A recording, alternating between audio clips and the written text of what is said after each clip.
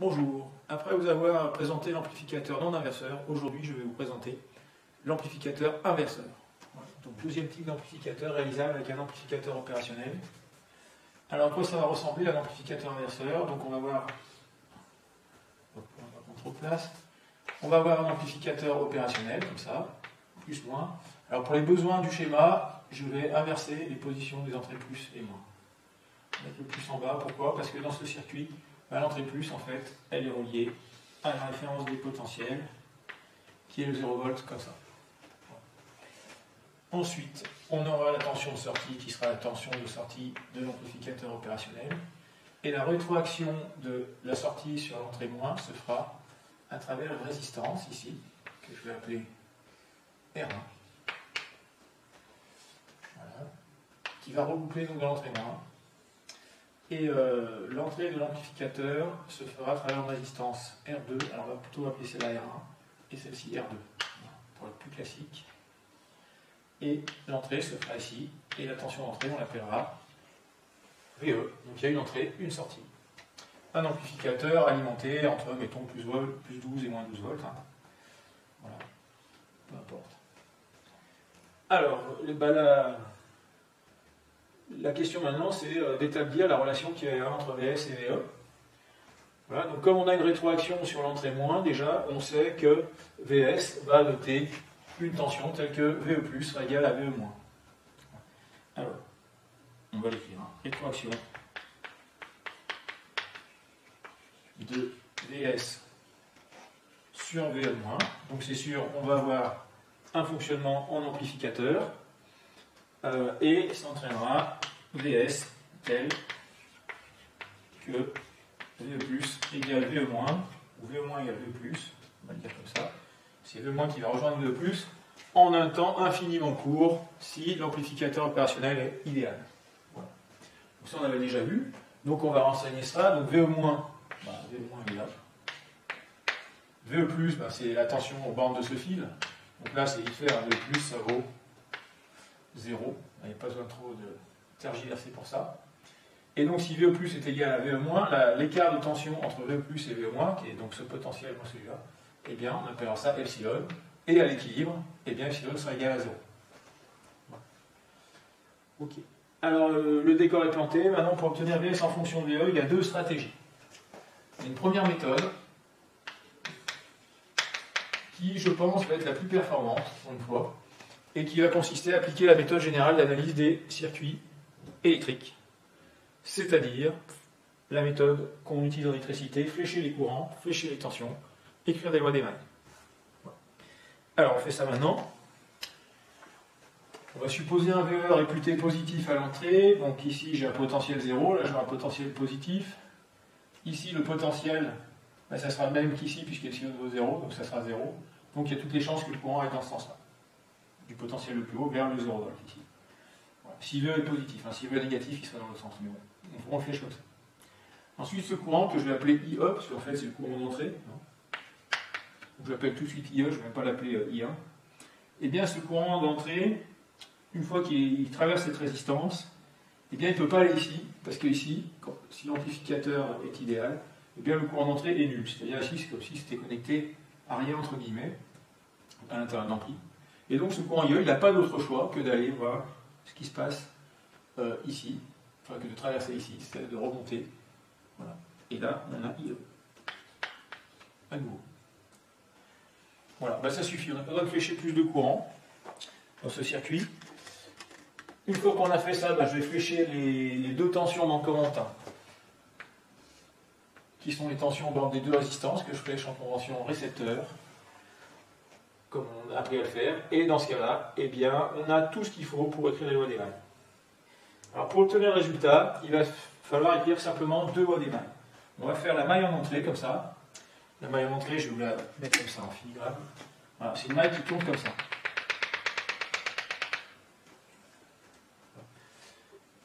Voilà. Et la maille d'entrée, alors, je vais rajouter un si VE+ égale VE-, d'accord. Voilà, VE. Et donc, VE+, on a dit que c'était égal à 0, de toute façon. Si je fais une maille comme ça, cette maille-là, je vais obtenir que VE égale la tension bord de la résistance plus epsilon plus VE+, mais ce qui vaut 0. Allez, j'écris comme ça fait VE égale R1 IE plus, je mets epsilon, mais epsilon en fait c'est 0 en fait. Enfin c'est pas plus epsilon, ce serait moins epsilon. De toute façon on s'en fout, plus ou moins, puisque ça vaut 0. Voilà. Et on voit que cette équation nous donne directement, très directement, la valeur du courant dans le circuit, dans les résistances notamment, et ça fait IE égale VE sur R1. Donc ça c'est un pré-résultat, je le cadre faiblement. Voilà, il va nous resservir juste après. Pour avoir le résultat, eh bien, je vais écrire une loi d'émail cette fois qui passe par VS. Donc c'est une maille qui va, même s'il n'y a rien de câblé, c'est pas grave, je fais une maille qui passe comme ça, qui passe par R2 et qui reboucle par epsilon comme ça. Et quand j'écris cette loi d'émail, qu'est-ce que j'ai? J'ai toutes ces tensions qui sont dans le même sens d'ailleurs. VS plus cette tension-là, au bord de R2, plus epsilon égale 0. Alors, donc ça c'est la maille, ça c'était la maille jaune. Et là on fait la maille violette. Et la maille violette elle nous dit VS plus R2 fois IE plus epsilon égale 0. Et epsilon, au point d'équilibre, ça vaut 0. Eh bien on voit que dans cette équation, la seule inconnue c'est VS maintenant, puisque IE est connu par l'équation du dessus. Donc je vais isoler VS, et je vais en déduire que VS c'est égal à moins R2 fois IE. Et c'est donc égal à moins R2 que multiplie VE sur R1. Et si je le présente bien, ça me fait donc VS égale moins R2 sur R1 fois VE. Et ça, c'est la relation d'amplification de ce circuit. Alors cette relation d'amplification, on peut la comparer à celle qu'on avait avec l'ampli général qu'on avait déjà pour l'ampli non inverseur. On dit que VS est égal à un gain en tension, soit VE. Voilà. Donc ça, c'est la relation générale. Et si on procède par identification, et bien on voit que le GV qui est ici correspond à moins R2 sur R1. Donc une autre façon de noter ce résultat, c'est que le gain en tension de cet ampli, eh bien ça vaut moins R2 sur R1. Ça ne dépend que du rapport des résistances. Très bien. Et qu'est-ce qu'il y a donc d'intéressant, enfin de différent par rapport à l'ampli non inverseur, qui est fondamental? Ben, c'est ce fameux signe moins qu'on a ici, qui dit que ce gain en fait est négatif. C'est-à-dire que quand VE va augmenter, eh bien VS, lui, il va diminuer, et surtout un VE positif entraînera un VS négatif, symétrique. Le cas le plus simple, c'est quand R2 et R1 ont même valeur, vous voyez, ça fait un gain de moins 1. Donc un gain de moins 1, ça veut dire que VS sera l'opposé de VE, typiquement. Alors, si je mets 2 volts sur VE, ça fera moins 2 volts sur VS, etc. etc. Voilà. Donc c'est ce moins qui lui vaut le nom d'amplificateur inverseur, parce que la sortie est l'opposé, d'après une mathématique, est un signe opposé à l'entrée, et en fait en amplification on dit que c'est inversé.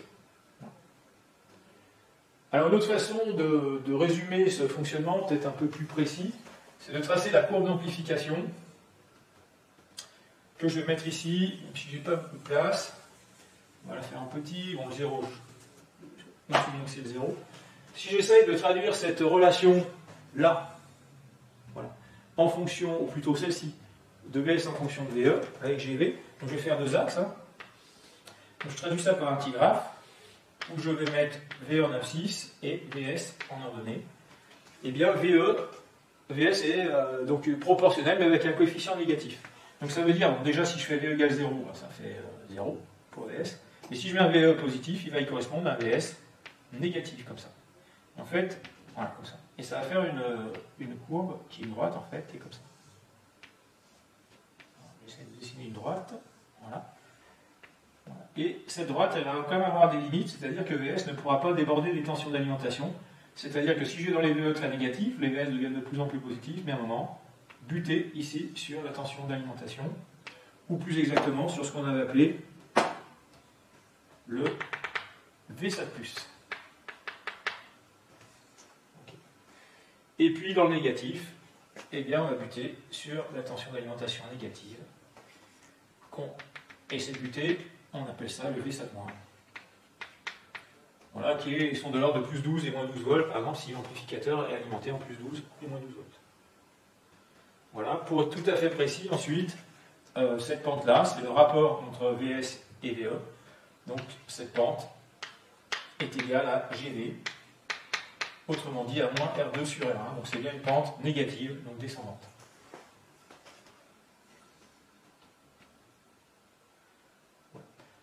Donc là, on a déjà bien caractérisé. Si on veut caractériser mieux, vous vous souvenez, on avait parlé des résistances d'entrée et des résistances de sortie.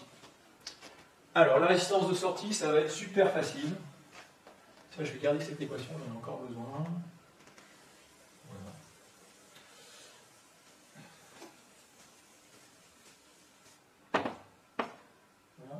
Voilà. La résistance de sortie, c'est facile, c'est la résistance. La sortie d'un amplificateur opérationnel, on a dit que c'était un générateur de tension parfait, et donc ça correspond à une résistance de sortie qui vaut 0. Donc il reste, c'est très simple, c'est 0. AO, sortie AO, égale GD,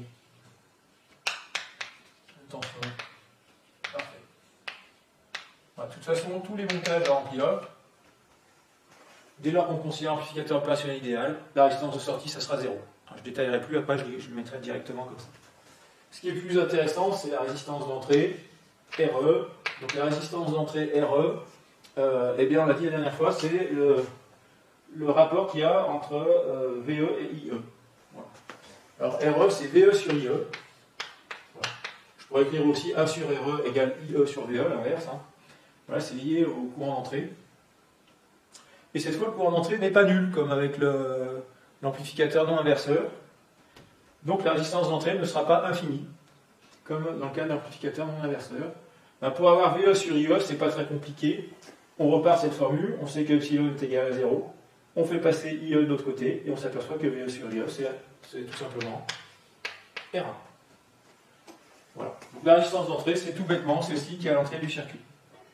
Et on aurait pu s'en douter sans même faire de calcul, puisque finalement, qu'est-ce qu'on voit? On voit que VE débite dans une résistance, qui a un point ici, et l'autre point de potentiel, il est sur ce qu'on appelle une masse virtuelle, ou un 0 volt virtuel, puisqu'en fait, comme epsilon vaut 0, eh bien le potentiel ici et le potentiel ici, c'est le même. Le potentiel ici, c'est 0, donc ici, le potentiel, ça sera aussi 0. Donc la tension VE se retrouve bien appliquée sur R1, puis après, la Renault m'indique que IE, c'est VE sur R1. Voilà. Donc là, on a bien caractérisé, on va encadrer ces résultats.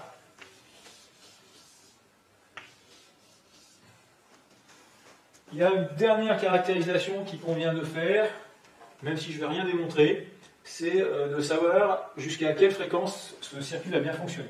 Alors si l'amplificateur est idéal, la relation d'amplification, hein, qui marche avec ce gain, elle est instantanée, c'est-à-dire que VS adopte instantanément la valeur qu'il faut, c'est-à-dire égale à moins R2 sur R1 fois VE.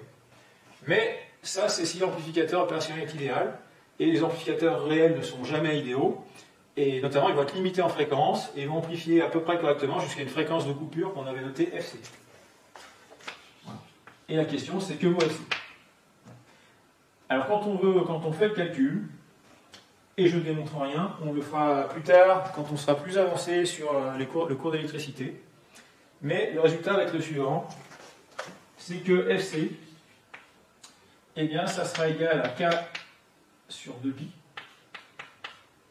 voilà, divisé par le gain en tension, GV. Alors, je lui mets une valeur absolue, c'est pour enlever le signe. Par exemple, si on met un GV qui vaut moins 10, valeur absolue de GV, ça vaudra plus 10. Voilà, mais en fait, donc ça c'est la même formule que pour l'ampli non inverseur, en fait, vous vérifierez. Mais en fait, il faut rajouter plus 1 ici. La démonstration fait germer un plus 1. Voilà, ce qui fait que pour un GV égal, par exemple un GV de 1, eh bien, la fréquence de coupure ne sera pas égale à K sur 2pi, mais elle sera égale à GV à 1,5 de K sur 2pi, la moitié. Voilà. Et ce truc-là, je vous rappelle aussi que la dernière fois, on lui avait donné un nom, ce truc-là. On appelait ça le produit gain bande passante de l'ampli. Donc en anglais, ça faisait gain bandwidth product. Voilà, donc ça fait cette formule-là. Donc si je l'écris avec le GBP, alors quel est l'intérêt du GBP? c'est que ça, c'est donné dans la doc de l'ampli-hop, alors que K, c'est pas donné. Donc ça va nous donner une formule un petit peu différente.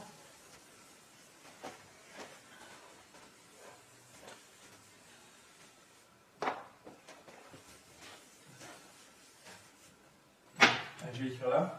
Ça fait donc FC égale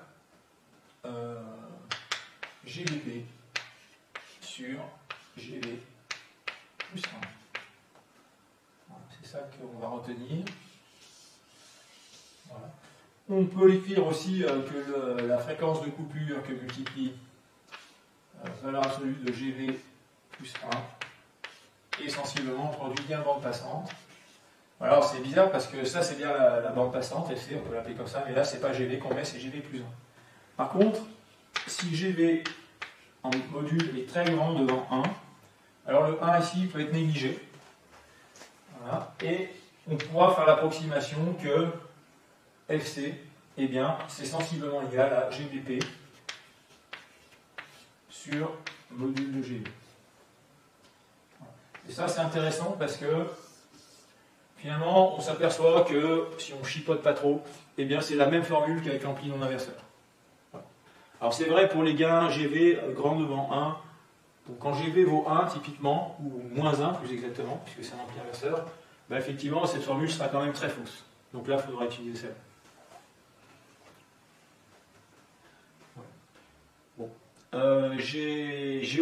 Voilà, quand j'ai parlé de ça quand même, je n'ai pas rappelé ce que c'était que K, parce que j'en parle depuis un petit moment, mais K, c'est le fameux coefficient d'amplification qui rentre dans le modèle, la modélisation fine de l'amplificateur opérationnel, que je vous ai déjà donné, hein, qui dit que, donc le K là, il correspond à ça, qui dit que la vitesse de variation de VS, c'est K fois epsilon, c'est-à-dire la différence entre VE plus et VE moins. Et K, je vous rappelle, c'est un nombre très très grand, très très élevé dans le cas des amplificateurs opérationnel réel. Voilà. Alors j'ai presque fini, sauf que au tout début, je ne sais pas si vous vous souvenez, mais j'avais dit, pour calculer la relation d'amplification, j'ai parlé d'une première méthode, et en fait ça veut dire quand même que pour trouver ce résultat, il y avait possibilité d'utiliser une deuxième méthode. Alors, on va essayer de faire la deuxième méthode. Je fais de la place au tableau, ça on dit que vous avez tout noté, hein.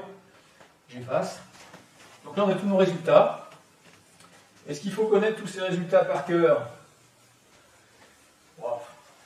Je pense qu'il faut savoir les retrouver rapidement, sauf celui-là, vous ne pouvez pas le retrouver parce que pour le moment on n'a pas fait de démonstration, puis c'est un peu long. Mais si vous retenez ça dans l'esprit, c'est déjà bien. Puis si vous retenez que dans cet ampli, il y a une exception, il faut rajouter un plus 1, voilà, c'est parfait. De toute façon, le produit gain passant, c'est la fréquence de coupure fois 1, pas de souci.